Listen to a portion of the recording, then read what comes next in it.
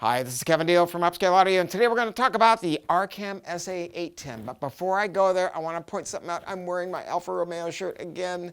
Oh my God, I love that car so much. And I'm thinking about doing something from my man cave at home because I'm so annoyed at Jalopnik, this webzine, and the way they report things. And I'm thinking, I think I want to say something to those guys because they kind of piss me off, especially this one writer. And maybe I should take you to my man cave and cover that in a short video, but it's not having to do anything with my business, but I'm annoyed by it, and my wife says I make my best videos when I'm annoyed at somebody or something. I don't know. What do you think? Should I or shouldn't I? This is the Arcam SA810, or the SA10 rather. Okay, I want to say something. Many of you out there may have seen we have this integrated amp called the Musical Fidelity M2SI, and we got an amazing buy on those, and we had bought over 300 and I think that it was like 387 of them. It was close to 400 of those integrated amps. And we sold them. And you know what? When we ran out of them, because we just ran out of them, I just thought, God damn it. You know, it was just such a great amp and such a great deal. And what am I going to talk about? And then something like this comes up. You know, my store manager, Ash, he was playing this. He goes, come here. I go, what? He goes, come here. He goes, listen to this. And I go, oh my God, it's a sweet amp.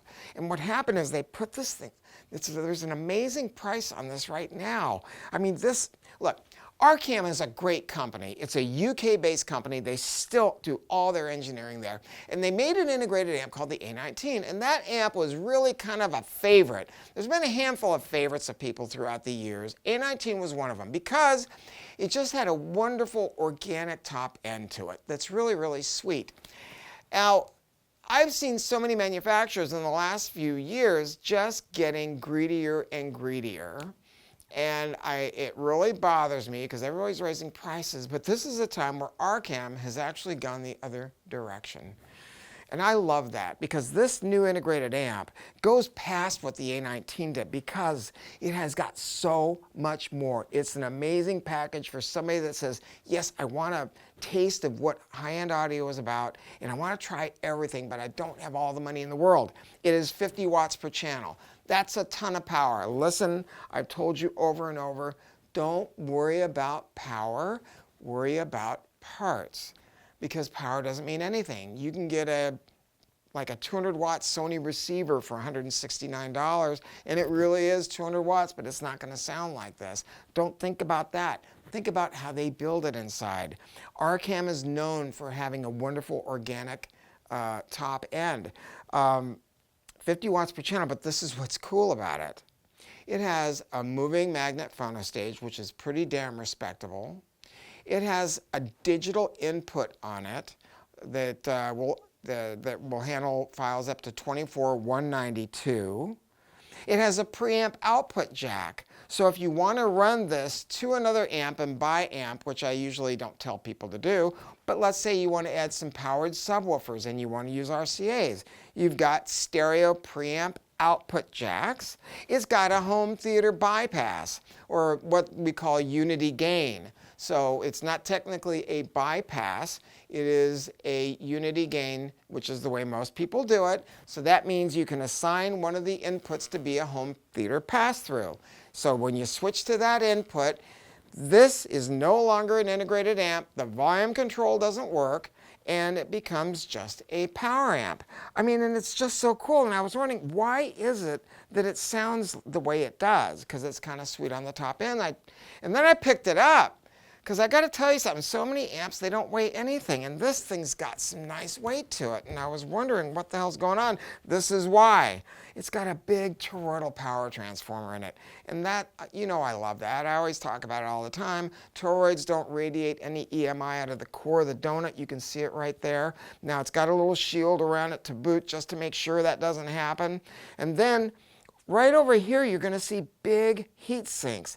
And I want so bad to take this thing apart further, and I'm tempted to go do it anyway, because I'm looking and I cannot really see. It has an unusual number of output devices on it, and I cannot make heads or tails out of it without just breaking it. But it has a lot of heat sink to it, and that's the other part of the of the weight that I'm feeling. But I'm suspecting, I don't know if they're running them kind of hot because it doesn't feel hot. But typically, I think that's how some people who make solid-state components, they get the top end just a little bit sweeter. But it doesn't feel that hot. I don't know what the magic is here, but it's there. This is an amp that does not have a steely top end. And I think that that is the thing that most people that are getting into more reasonably priced high-end, they're trying to get rid of edge and glare and hardness. And this one does not possess that. It's got a nice sense of grace. It has 10,000 microfarads of capacitance per channel, which is nice size caps there.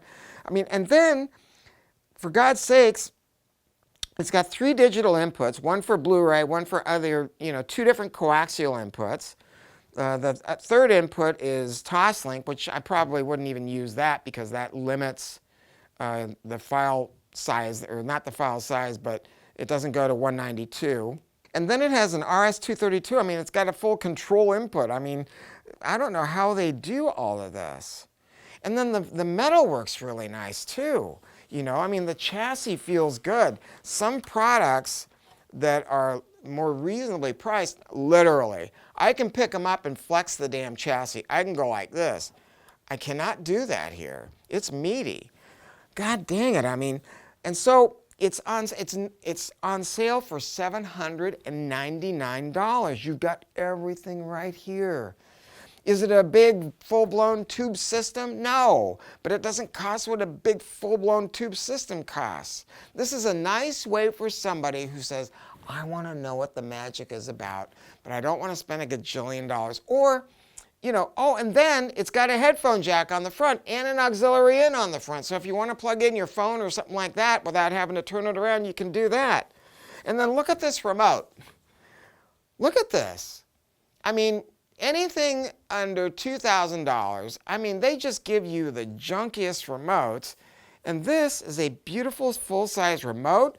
You can do volume, you can do balance. I mean, everything is just, damn, I love it. I love a good deal. It's nice to get excited about expensive stuff for my customers, but it's not, I get a bigger thrill about getting you something that is nicer than you would expect for your dollar. And that's what this is about. So look, go to our website. If you buy one of these and you don't love it, send it back in 60 days. We'll refund every penny of your money and thank you for buying it in the first place.